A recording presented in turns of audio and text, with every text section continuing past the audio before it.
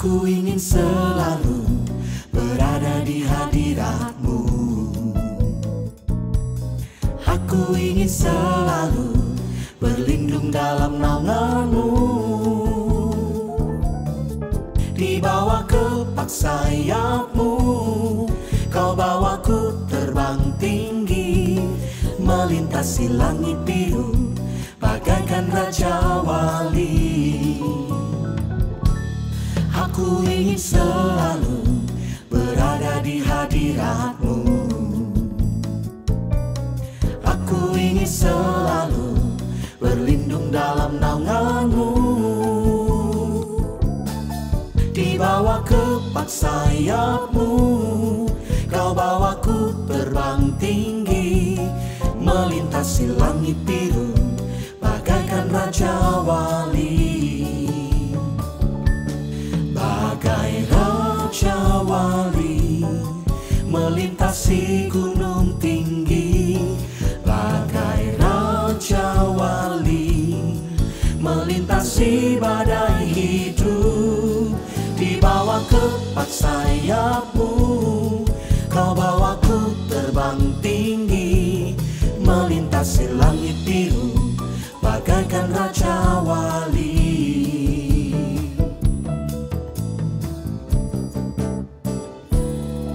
Aku ingin selalu berada di hadirat-Mu. Aku ingin selalu berlindung dalam naungan-Mu. Di bawah kepak sayap-Mu, Kau bawaku terbang tinggi, melintasi langit biru bagaikan Raja Wali. Bagai Raja Wali melintasi gunung tinggi, bagai Raja Wali melintasi badai hidup. Di bawah kepak sayap-Mu, Kau bawaku terbang tinggi, melintasi langit biru bagaikan Raja Wali.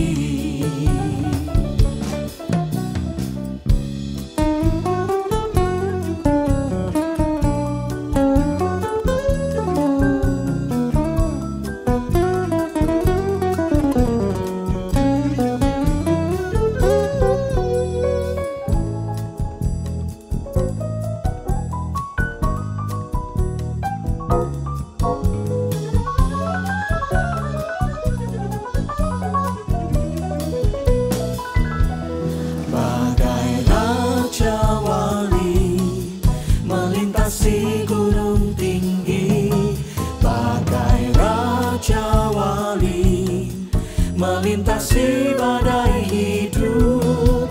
Di bawah kepak sayap-Mu, Kau bawaku terbang tinggi, melintasi langit biru bagaikan Raja Wali. Bagai Raja Wali melintasi gunung tinggi, bagai Raja Wali melintasi badai hidup. Di bawah kepak sayap-Mu, Kau bawaku terbang tinggi, melintasi langit biru bagaikan Raja Wali. melintasi langit biru bagaikan Raja Wali. Melintasi langit biru bagaikan Raja Wali.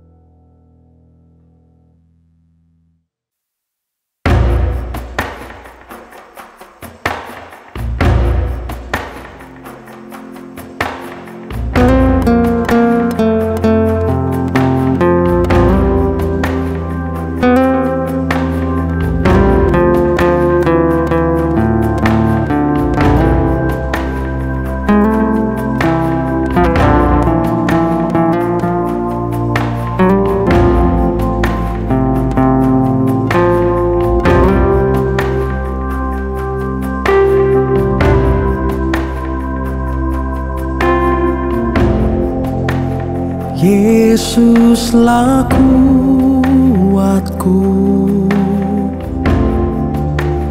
Yesus penolongku, kepadamu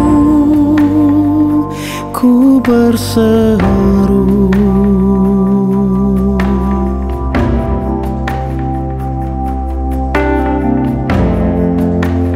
Yesus perisaiku,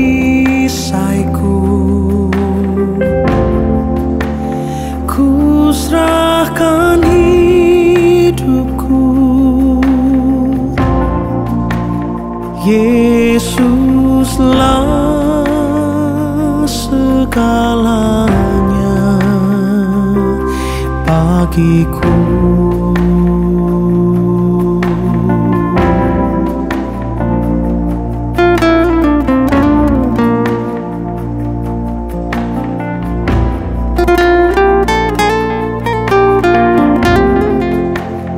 Yesuslah kuatku, Yesus penolongku,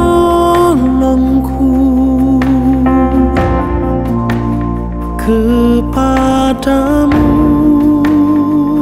ku berseru.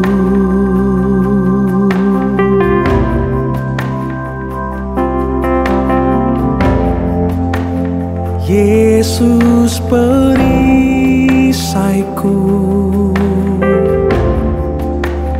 ku serahkan hidupku.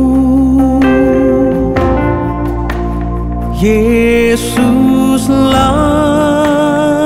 segalanya bagiku.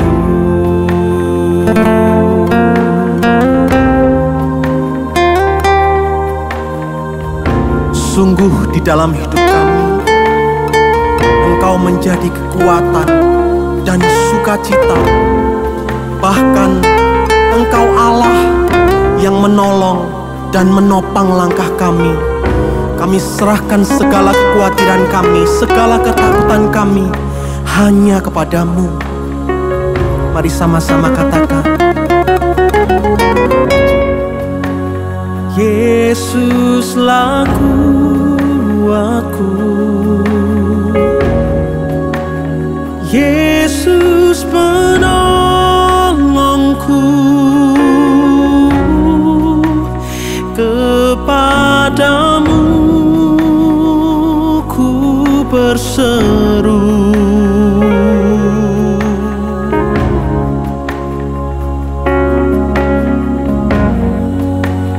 Yesus perisaiku, ku serahkan hidupku. Yesuslah segalanya bagiku. Yesuslah segalanya bagiku.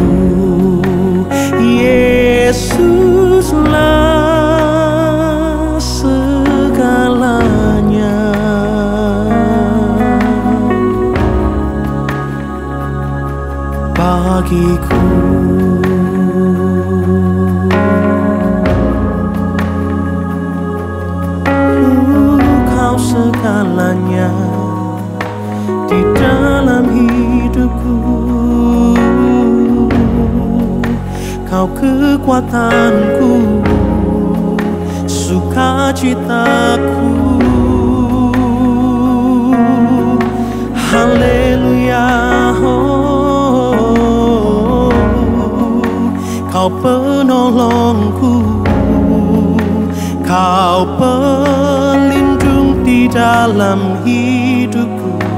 Haleluya, oh, aku percaya sebab Engkau menggadang tanganku.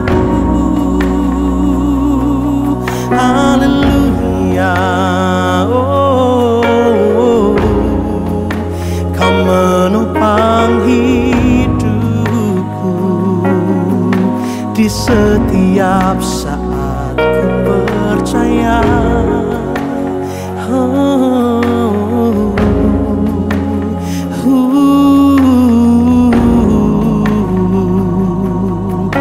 Ku berserah padamu Tuhan.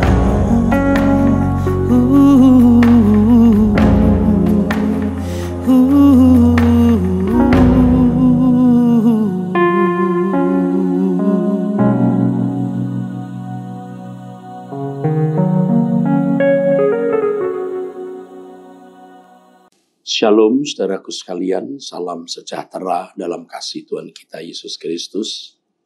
Saudara-saudaraku jemaat Tuhan yang kekasih, khususnya dari Gereja Suara Kebenaran Injil, Nginden, Betani Nginden, Manyar, Sukomanunggal, Citraland dan sekitarnya.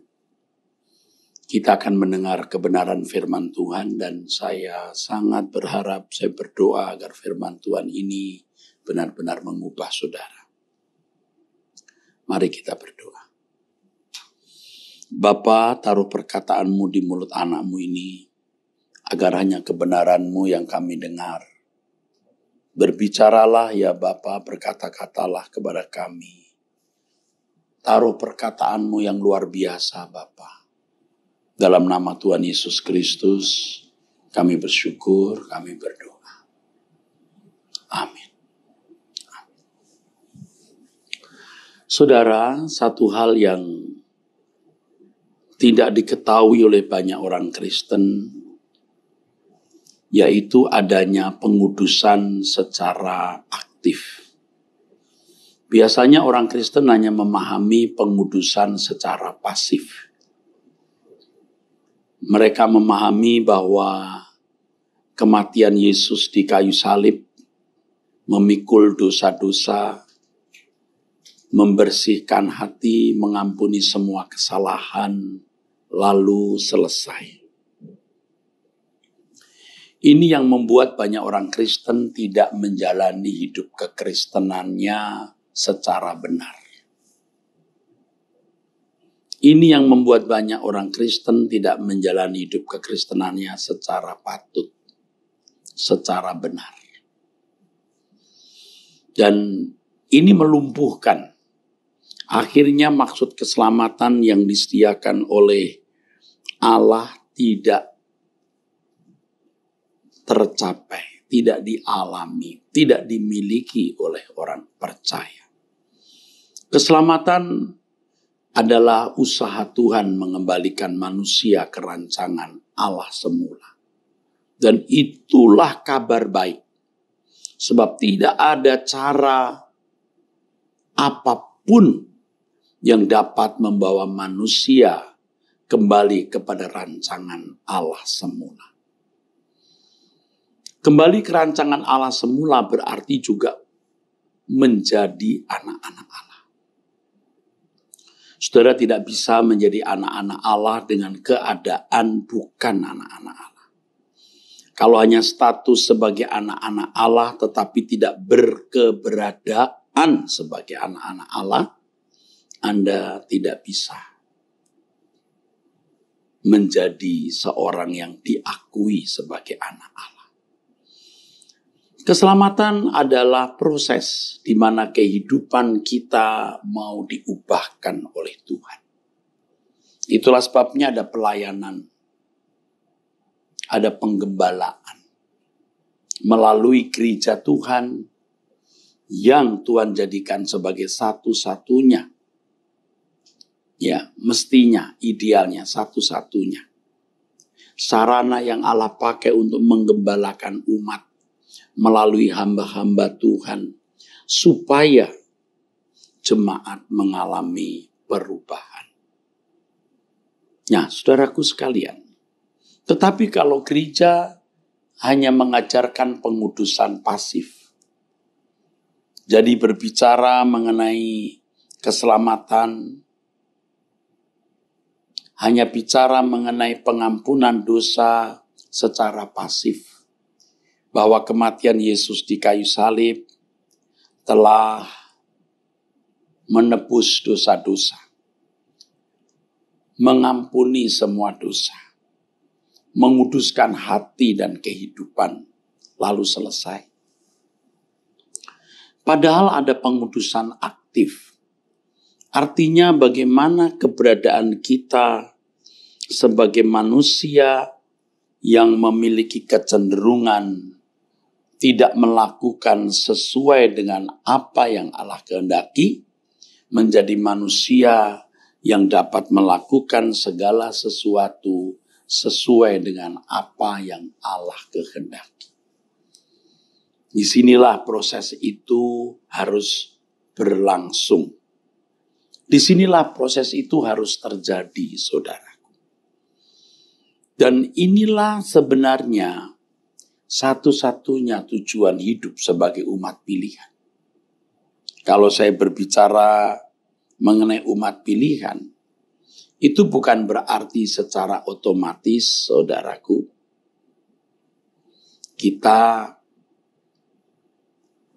langsung pasti masuk surga.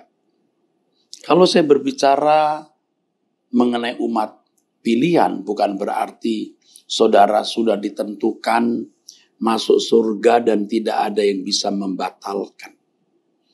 Umat pilihan artinya umat yang diberi kesempatan mendengar Injil, yang diberi Roh Kudus sebagai meterai yang menuntunnya kepada seluruh kebenaran.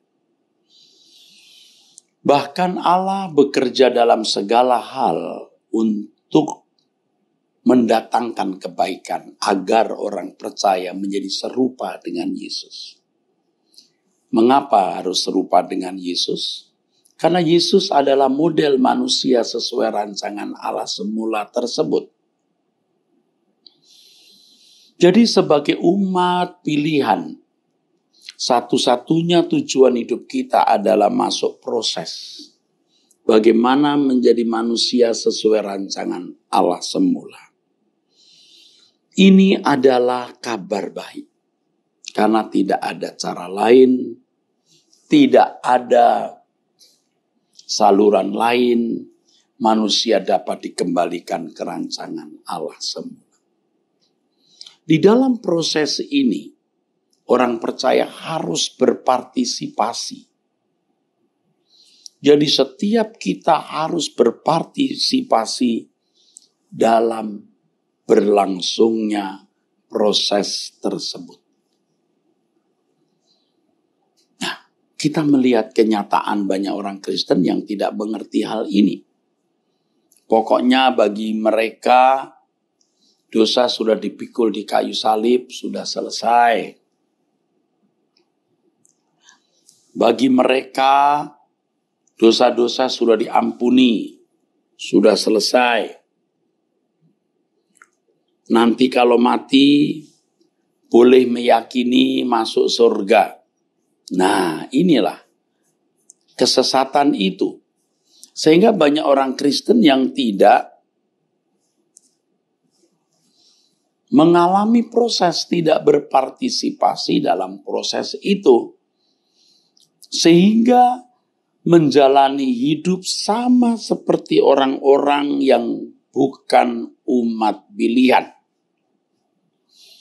Kita umat pilihan, saudaraku. Kita orang-orang yang diberi Tuhan kesempatan untuk mengalami proses dikembalikan ke rancangan Allah semula tersebut. Dan ini satu-satunya tujuan hidup kita.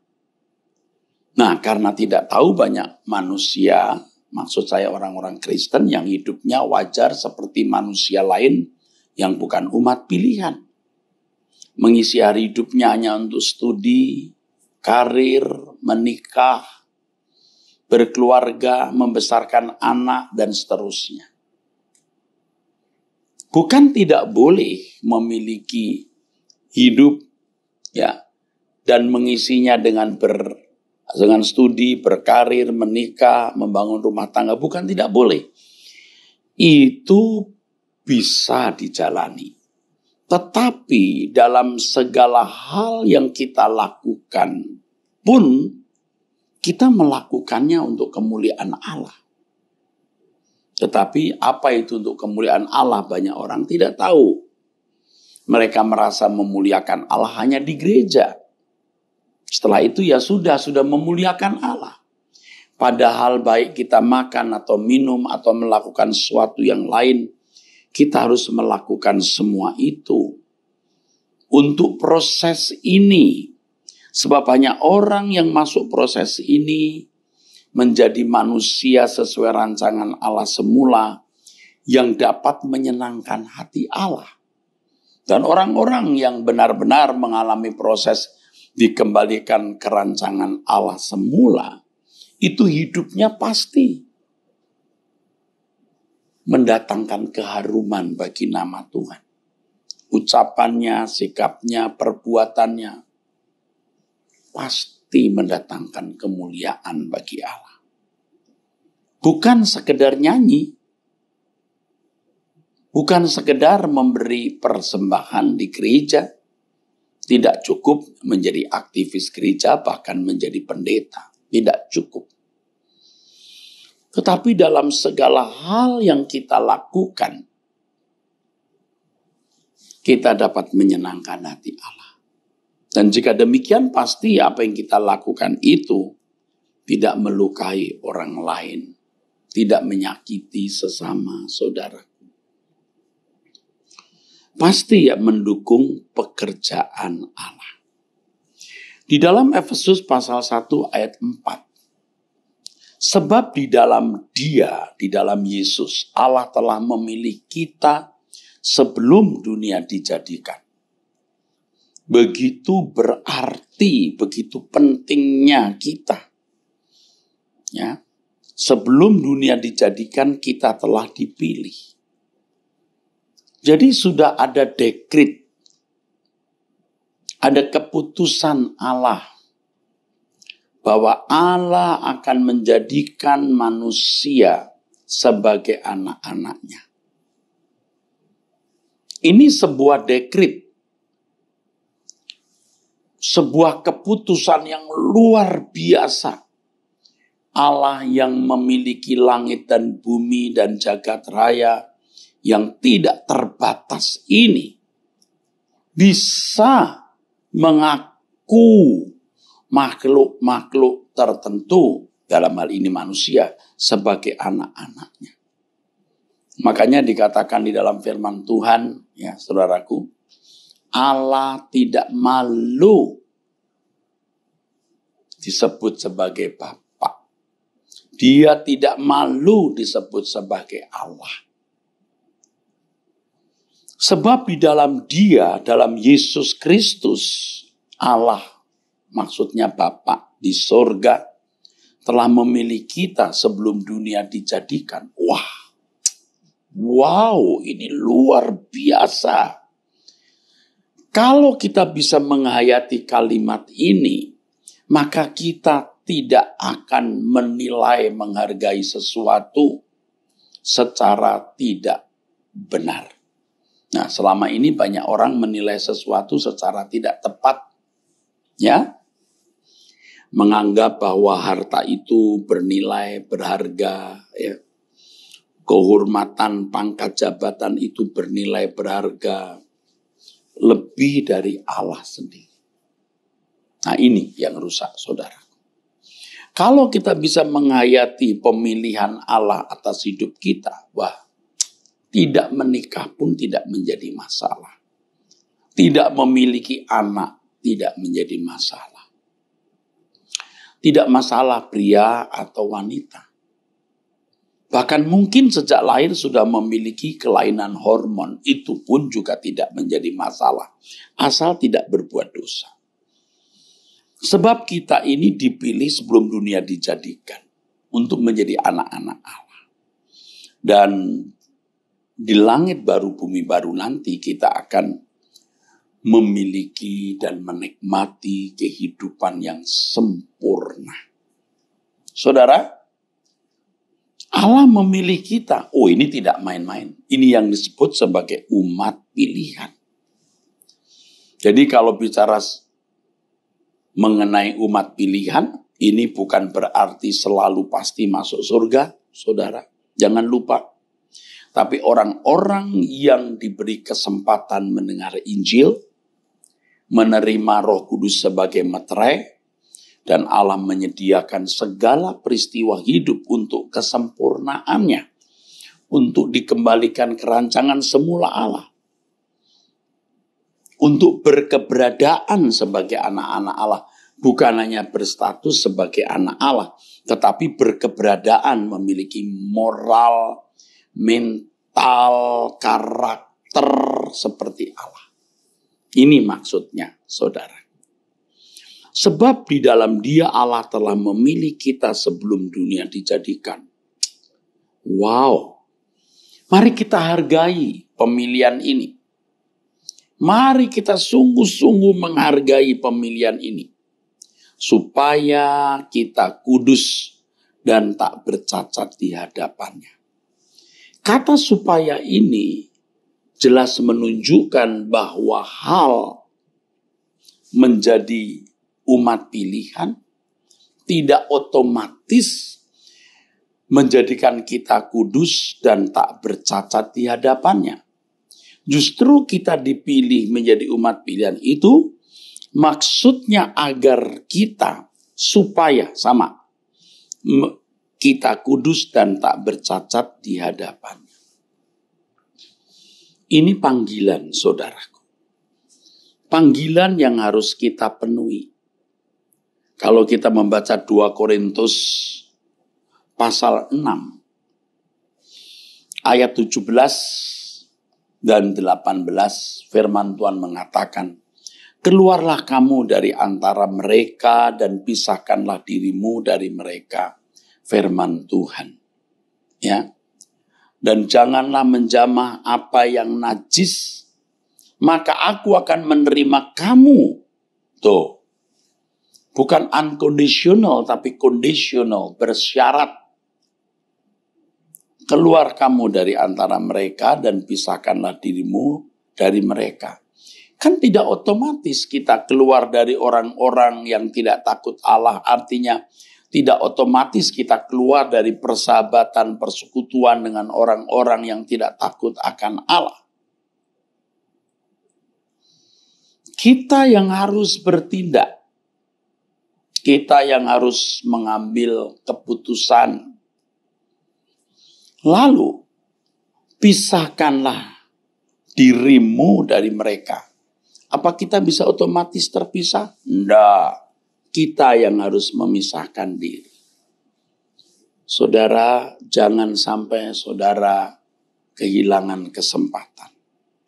Saudara akan sangat menyesal. Dan kalau sudah menyesal, saudara, Anda tidak bisa mengulang kembali waktu yang Tuhan berikan. Mengulang kembali waktu yang Tuhan berikan. Ya, saudara akan sangat menyesal. Firman Tuhan mengatakan, dan janganlah menjamah apa yang najis, maka aku akan menerima kamu. Jelas. Jangan menjamah apa yang najis, maka aku akan menerima kamu. Jadi kalau kamu masih najis, kamu tidak bisa diterima oleh Allah. Nah, selama ini kita bila berbicara mengenai anugerah kasih karunia, kita mendengar bahwa kasih karunia atau anugerah diberikan tanpa melihat kelayakan si penerima anugerah itu. Amin. Setuju. Bahwa Yesus mati di kayu salib bukan karena kita telah berbuat sesuatu kebaikan. Bukan karena kita layak menerima pengampunan dosa. Ya, bukan. Tapi karena anugerah. Tetapi, saudaraku, jangan kita berpikir bahwa kalau kita menerima pengampunan dosa bukan karena perbuatan baik, lalu kita boleh tetap hidup di dalam dosa. Justru karena Tuhan mengampuni dosa-dosa kita, apapun dosamu, apapun salahmu, Tuhan mau mengampuni, Tuhan mau melupakan, saudaraku. Maka kita tidak boleh berbuat dosa lagi. Jangan berbuat dosa lagi. Janganlah menjamah apa yang najis, maka aku akan menerima kamu. Jadi kalau kita masih najis hari ini, tidak bisa diterima oleh Allah. Ya saudara, jangan berpikir apapun keadaan kita, nanti kalau mati masuk surga. Wah, itu sesat, itu salah. Lalu ayat berikutnya, dan aku akan menjadi bapakmu, dan kamu akan menjadi anak-anakku laki-laki dan anak-anakku perempuan. Demikianlah firman Tuhan yang Maha Kuasa. Nah, baru kita diterima. Mengapa demikian? Nah, kalau kita membaca ayat sebelumnya, firman Tuhan mengatakan, aku akan diam bersama-sama dengan mereka, dan hidup di tengah-tengah mereka, dan aku akan menjadi Allah mereka, dan mereka akan menjadi umatku. Kita ini orang-orang yang sebelum Yesus menebus dosa kita ini orang yang terpisah dari Allah. Kita ini orang yang dianggap, dan memang demikian, pemberontak. Tidak ada link. Nggak ada ketemuan dengan Tuhan, itu tidak ada. Nggak ada link. Nggak ada perjumpaan dengan Tuhan, itu tidak ada, saudaraku. Nah, ini yang saudara harus tahu. Nggak ada itu. Tapi Yesus mempertemukan kita dengan Bapa, menganggap kita benar walau belum benar. Tetapi kita tidak boleh berkeadaan selalu tidak benar. Maka ketika Bapa menerima kita tanpa melihat kesalahan kita, itu anugerah. Memberikan Roh Kudus, ya, melengkapi dengan Injil, menuntun kita, ya, kepada kesuciannya melalui peristiwa-peristiwa hidup kita dibaharui, kita diubahkan. Nah, di situ kita harus ikut berpartisipasi. Nah, itu maksudnya. Di situ kita ikut berpartisipasi. Nah, kalau orang Kristen tidak tahu hal ini, dia hidup wajar seperti manusia lain yang memuliakan Allah hanya dalam kebaktian. Nah, tetapi kelakuan hari-harinya jahat. Kelakuan hari-harinya tidak sesuai dengan kehendak Allah. Rusak. Rusak. Orang-orang seperti ini rusak. Ini kejadian yang berlangsung dalam hidup banyak orang Kristen hari ini. Saudara, firman Tuhan mengatakan, saudaraku, Allah memanggil kita bukan untuk melakukan apa yang cemar, melainkan apa yang kudus. Jadi memanggil kita bukan untuk tetap dalam keadaan sekedar dibenarkan atau dianggap benar, tapi kudus. Dan kekudusan yang kita harus kenakan atau miliki ini, kekudusan yang standarnya Allah sendiri loh. Seperti yang dikatakan 1 Petrus pasal 1 ayat yang ke-16, kuduslah kamu sebab aku kudus. Wah, ini berat. Tetapi ini kesempatan Ya hanya 70 tahun demi kekekalan yang tidak berujung, kekekalan yang tidak ada batasnya. Demi kekekalan yang tidak ada batasnya. Tidak berujung. Nah ini yang saudara-saudara sekalian harus tahu, harus pahami, harus mengerti saudaraku. Saya berharap saudara-saudara sekalian bisa mengerti yang saya maksud supaya jangan jadi Kristen yang akhirnya ditolak oleh Allah. Ya, firman Tuhan mengatakan kita dipanggil bukan untuk melakukan apa yang cemar, dipanggil untuk hidup kudus. Nah pertanyaannya, apakah saudara setiap hari berjuang untuk hidup kudus? Bagaimana menjaga perkataan supaya tidak banyak bicara lagi, supaya jangan banyak omong yang tidak perlu, jangan salah lagi, pikiran bersih, ya. Kata-kata tidak melukai orang, ya, tidak merugikan sesama, bekerja jujur, ya. Setia kepada pasangan hidup. Dari situ dulu, dari hal itu dulu, ya. Dari hal itu dulu. Nanti baru Tuhan akan bimbing kita kepada kesucian yang lebih besar. Nah, firman Tuhan mengatakan Allah memanggil kita bukan untuk melakukan apa yang cemar, melainkan apa yang kudus. Karena itu siapa yang menolak ini bukanlah menolak manusia, melainkan menolak Allah yang telah memberikan juga Roh-Nya yang kudus kepada kamu. Nah, dalam acara Anda Bertanya Alkitab Menjawab yang dirilis oleh Truth ID, beberapa kali saya mendapat SMS tentang orang-orang yang takut nanti kalau mati ditolak oleh Allah. Waduh, saya sambut dengan baik. Puji Tuhan, kalau masih punya naluri, nurani, perasaan seperti ini. Celaka sekali kalau orang tidak pernah berpikir bahwa mereka suatu hari bisa ditolak. Nah, banyak orang tidak peduli itu, lebih peduli soal makan minumnya hari ini. Oh, kita perlu makan minum, harus bekerja keras, tapi jangan hanyut di situ. Orang sibuk ingin memiliki uang banyak demi berbagai fasilitas yang diharapkan fasilitas itu membahagiakan dirinya. Ya, fakta begitu, saudara. Ada orang-orang yang begitu. Fakta kenyataan orang-orang yang tenggelam dengan hobi-hobi.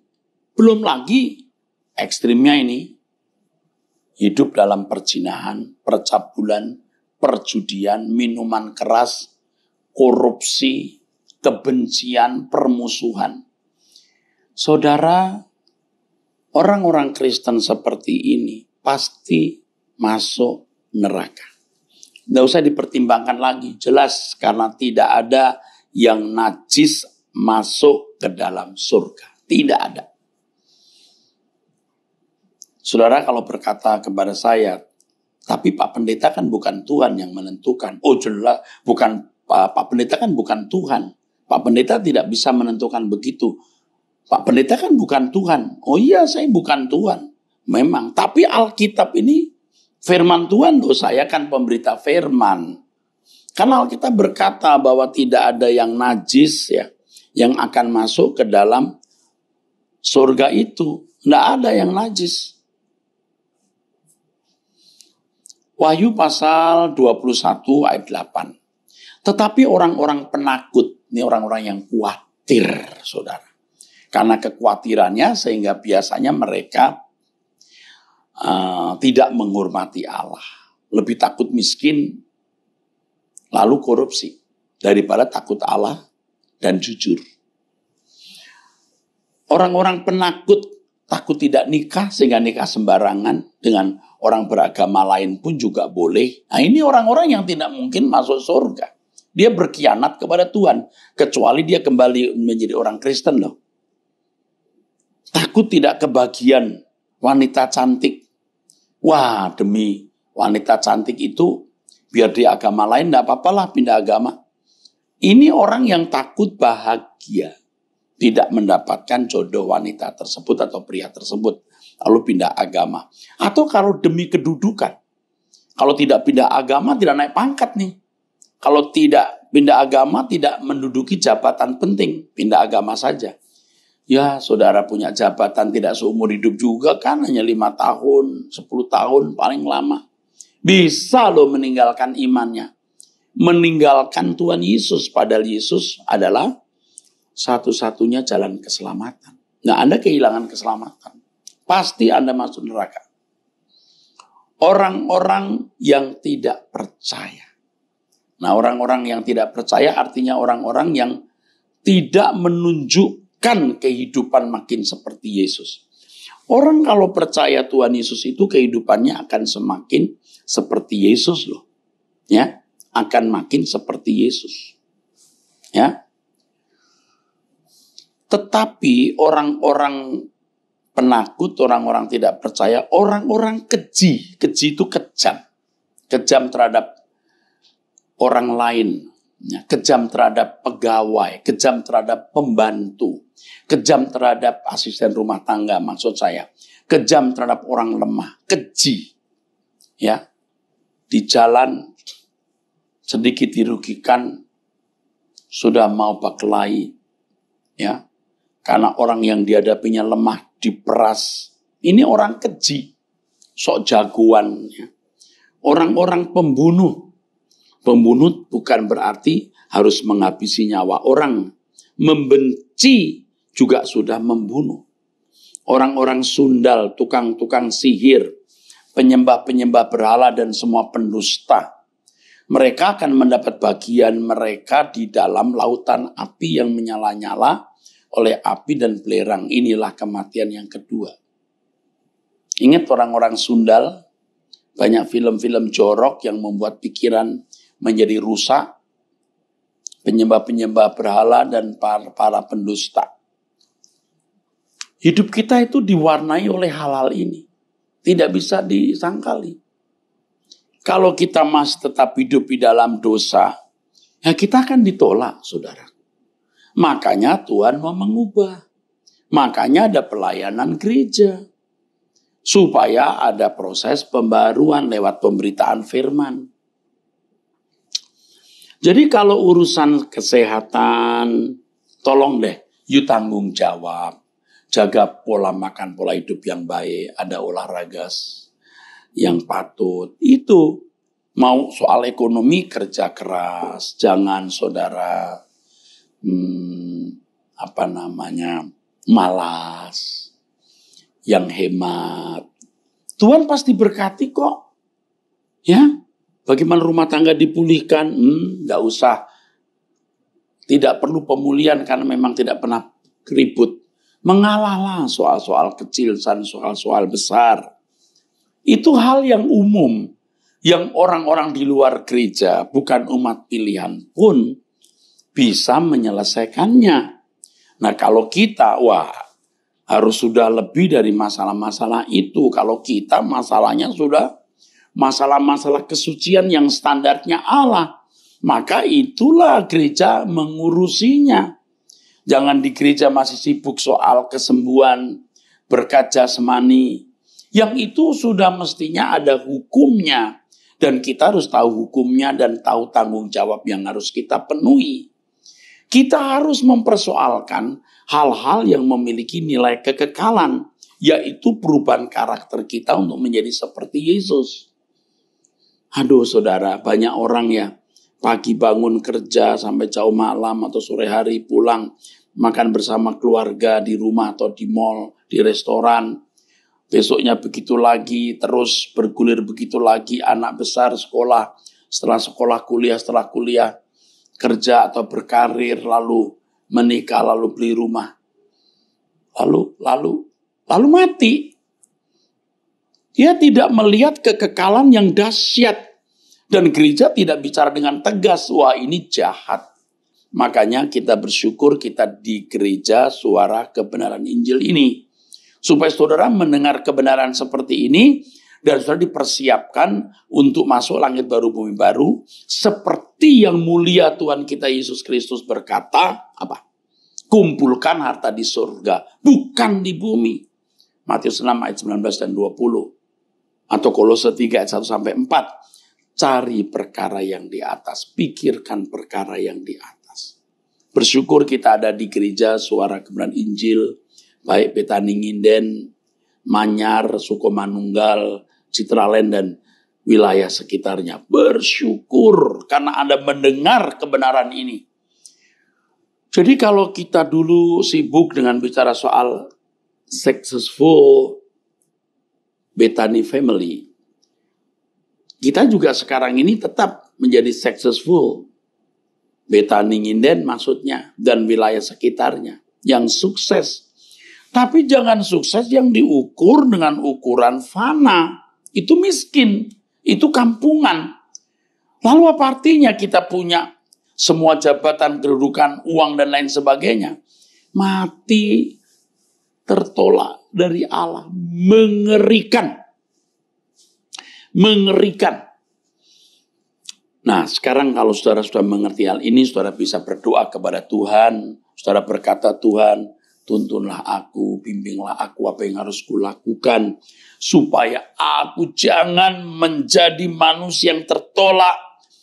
Oh, seperti yang ditulis dalam Injil Matius pasal 7 ayat 21 sampai 23. Enyalah daripadaku kamu yang berbuat jahat, atau kamu yang tidak melakukan kehendak Bapa. Sebab di ayat-ayat itu Tuhan Yesus berkata,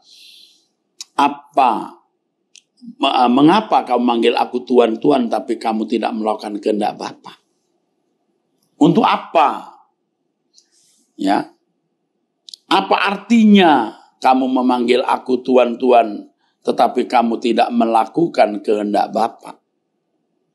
Nah, ini saudara harus sadari, ya.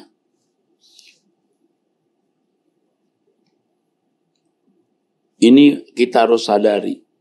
Bukan setiap orang yang berseru kepada Yesus, Tuhan, Tuhan, berarti orang percaya kepada Yesus. Untuk apa kalau akhirnya masuk neraka? Saudara jemaat yang dikasih Tuhan dari gereja Suara Kebenaran Injil, ya. Ayo kita memperbarui hidup.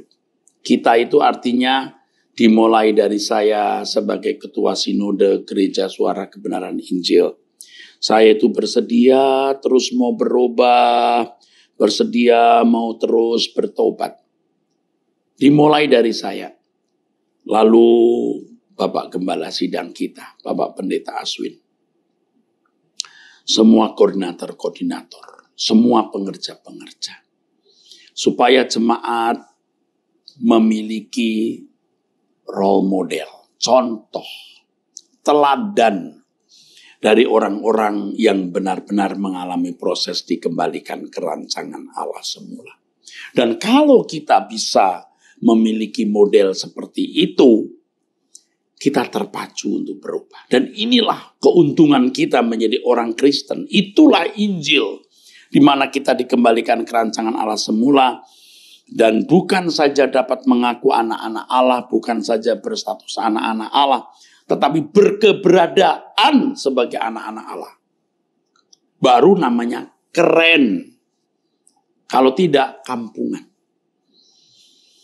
Saudara, kita berpikir logislah, ya. Apa artinya orang beroleh segenap dunia kalau jiwanya binasa? Yesus berkata begitu. Apa artinya Anda punya rumah mewah, mobil bagus, uang banyak, rumah tangga, sempurna bahagia di bumi, tetapi akhirnya terpisah di kekekalan? Konyol kan? Makanya ayo kita berubah. Pasti saudara-saudara ini banyak yang masih hidup dalam dosa. Kalaupun bukan dosa-dosa dalam arti kebejatan yang melanggar moral umum atau bahkan hukum manusia atau hukum negara, Anda belum melakukan tepat seperti yang Allah kehendaki. Tapi Tuhan masih mau beri kesempatan saudara untuk berubah. Temui Tuhan yang hidup dan alami Dia. Makanya sering saya menganjurkan saudara setiap hari minimal 30 menit duduk diam di kaki Tuhan, mengoreksi diri, memeriksa diri. Kalau ada dosa kesalahan yang kita lakukan, saudara. Kalau ada dosa yang kita lakukan. Dan pasti ada, setiap kali saya berlutut, masih saja ada kesalahan. Tetapi lambat laun hari demi hari, makin kurang. Sampai nanti Anda malah berpikir, mencari-cari, aku salah apa ya hari ini? Aku salah apa ya hari ini?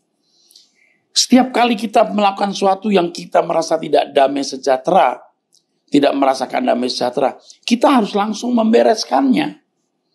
Nah memang malam harinya Tuhan sering ingatkan juga, yang itu loh yang kamu sudah minta ampun, jangan ulangi. Oke. Tidak ada orang yang lebih bahagia dari orang yang hidupnya tidak bercacat, tidak bercela. Anda bisa attract Tuhan, menarik hati Tuhan.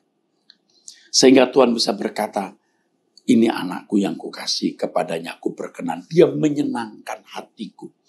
Kalau sampai kita bisa menyenangkan hati Tuhan, menjadi kekasih Tuhan, menjadi sahabat Tuhan, apa yang terjadi dalam hidup kita tidak kita takuti lagi. Karena Allah pasti beserta. Ia bukan saja mengasihi kita sebagai sahabat dan kekasihnya, tetapi juga Allah mengasihi orang-orang yang kita kasihi. Maka beberapa kali saya kemukakan bagaimana cara engkau melindungi anak-anakmu, pasangan hidupmu, cucumu, cicitmu, anggota keluargamu, orang-orang yang kamu kasihi. Kesucian hidup. Nah, orang menanggapi kalimat ini secara sepihak tanpa melihat konteksnya, lalu bisa menilai salah. Lihat seluruh konteksnya. Kalau saudara hidup dalam dosa, itu melukai hati Allah dan menjadi calon penghuni neraka. Untuk apa Tuhan pelihara, Tuhan lindungi? Tuhan tidak akan pelihara dan lindungi orang-orang yang memberontak kepadanya. Tapi kalau kita dengan tulus melayani Tuhan dalam arti kehidupan kita setiap hari selalu sesuai dengan pikiran perasaan Allah, segala sesuatu yang kita lakukan tidak melanggar kesucian yang Tuhan ajarkan, yaitu tidak melukai orang, tidak menyakiti sesama, tidak ada keserakan, tidak ada kebencian. Itu pelayanan yang sejati, saudara. Jadi jangan berpikir bahwa pelayanan itu hanya aktivitas di lingkungan gereja. Tidak tepat itu. Memang ada orang yang mendapat panggilan khusus berperan sebagai pendeta, betul. Ada yang memiliki kesempatan aktif dalam kegiatan pelayanan di lingkungan gereja, betul. Tetapi menyenangkan Tuhan pada dasarnya adalah bagaimana dari waktu ke waktu, dari hari ke hari, kita bisa menyenangkan hati Allah.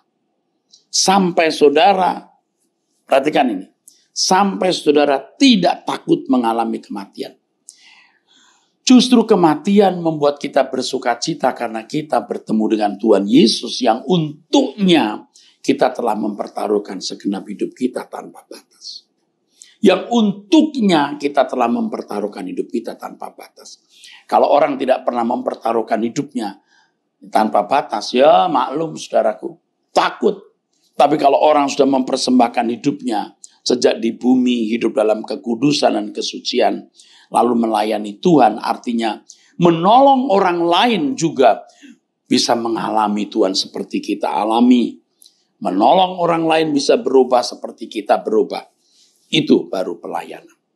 Jadi kalau gerejanya membuat kebaktian, mendoakan orang sakit, mendoakan orang yang bermasalah ekonomi, masalah rumah tangga, tetapi tidak mengubah individu menjadi manusia yang menyukakan hati Allah, itu bohong.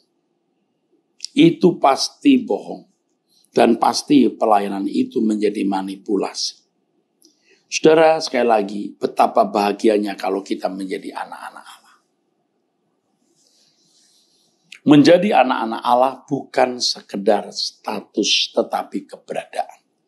Yesus anak Allah. Dan telah mencapai kehidupan standar sebagai anak Allah. Walaupun dia anak Allah. tetapi dikosongkan dalam segala hal, disamakan dengan manusia, dan dia berjuang untuk mencapai kesempurnaan. Ibrani pasal yang kelima ayat 7 sampai 9. Setelah mencapai kesempurnaan, dia menjadi pokok keselamatan bagi orang yang taat. Kalau tidak taat tidak bisa.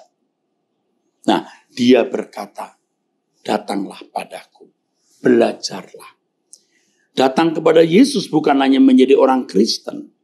Belajar dari Yesus bukan sekedar kita mau menjadi orang-orang yang ke gereja setiap minggu, tapi dari menit ke menit, dari jam ke jam, dari hari ke hari, dari minggu ke minggu, dari bulan ke bulan, dari tahun ke tahun, kita terus mengalami proses perubahan. Jadi di sini dituntut partisipasi kita, keberanian kita untuk menyerahkan hidup sepenuh-penuhnya untuk diubahkan oleh Allah. Keberanian berpartisipasi artinya juga keberanian meninggalkan dunia dengan segala kesenangannya. Kita masih senang hidup di dunia, saudara, makan masih bisa enak, tidur nyenyak. Ya, tapi tidak terikat dengan dunia ini. Nah, di sini sebenarnya dibutuhkan pimpinan Roh Kudus kepada masing-masing individu yang tidak bisa dijelaskan dengan kata-kata. Tetapi setiap orang akan merasakan bagaimana Roh Kudus itu memimpin hidupnya. Dan dari perjalanan hidup tersebut, barulah dia mengerti apa artinya Allah yang hidup, Allah yang hadir. Allah yang bisa dibuktikan melalui pengalaman hidup. Sehingga dia punya kesaksian di dalam batinnya Allah hidup. Mengakui dan mengalami Allah hidup bukan hanya pada waktu Anda memiliki sakit, sembuh, punya persoalan, secara ajaib dapat jalan keluar. Tetapi justru kehadiran Allah, keberadaan Allah yang nyata itu ditunjukkan, dibuktikan dengan perubahan. Bukan hanya perubahan secara kedewasaan mental, karena orang di luar Kristen juga banyak yang dewasa secara mental. Tetapi secara rohani yang standar kesuciannya adalah menjadi seperti Kristus. Standar kesuciannya adalah kesucian Allah sendiri. Yang karenanya Yesus berkata, kamu harus sempurna seperti Bapa di surga sempurna. Jangan sia-siakan Injil yang begitu berharga. Ayo kita belajar. Saudara, mengikuti terus kebenaran firman Tuhan yang kami sampaikan. Dan kiranya gereja suara kebenaran Injil ini menjadi gereja kita yang terakhir, di mana kita dipersiapkan untuk pulang ke surga. Di mana kita diajar untuk berkemas-kemas. Dan suatu hari kita layak masuk langit baru dan bumi baru. Dan Tuhan akan mengaku kita sebagai saudara. Artinya orang-orang yang serupa dengan Yesus, dan Yesus menjadi yang sulung di antara banyak saudara. Saya percaya saudaraku sekalian, apa yang saya kemukakan ini akan menjadi insight, inspirasi yang akan mengubah hidup saudara. Yang akan memperbarui saudara. Nantikan pemberitaan firman Tuhan di kesempatan yang akan datang. Dan terus ikuti pemberitaan firman yang kami sampaikan supaya saudara berubah. Mari kita berdoa. Bapa di dalam surga, firman-Mu yang telah diberitakan Engkau urapi agar membawa pembaharuan bagi kami. Bapa di surga, berkati gereja suara kebenaran Injil di Betani Nginden, Manyar, Sukomanunggal, Citraland dan lain-lain atau sekitarnya. Jadikan GSKI di Surabaya ini, khususnya di bawah penggembalaan hamba-Mu Pak Aswin, menjadi gereja yang benar-benar mempersiapkan ya Bapa, umat-Mu untuk masuk ke dalam anggota keluarga kerajaan. Bapa, kami serahkan gereja ini milik-Mu dalam tangan-Mu. Dalam nama Tuhan Yesus Kristus. Amin. Amin. Sampai jumpa saudaraku. Tuhan memberkati saudara sekalian.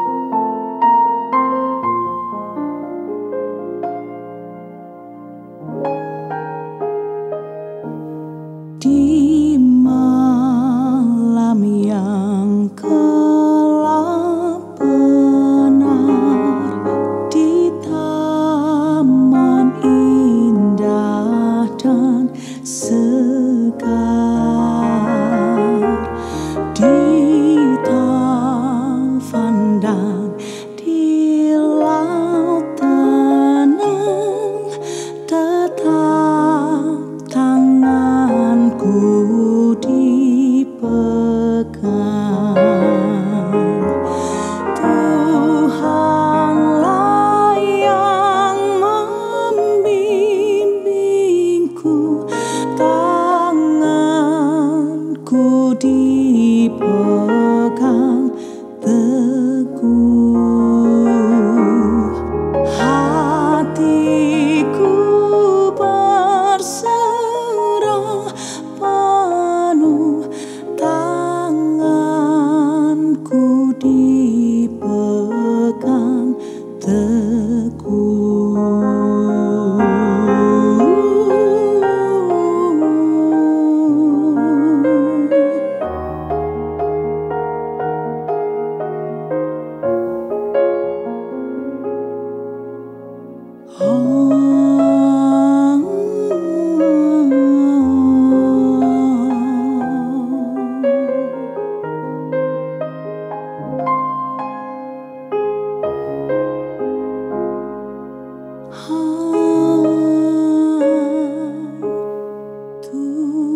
Tuhanlah yang membimbingku, tanganku dipegang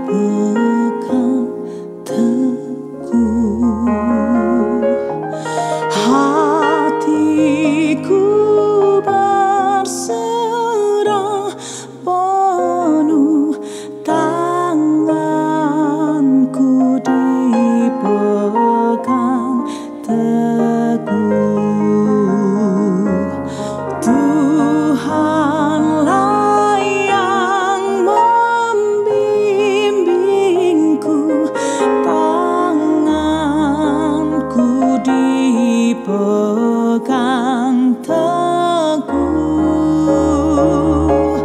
Hatiku berserah penuh, tanganku dipegang teguh.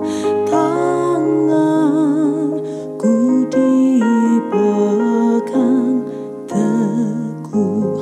Tanganku dipegang teguh.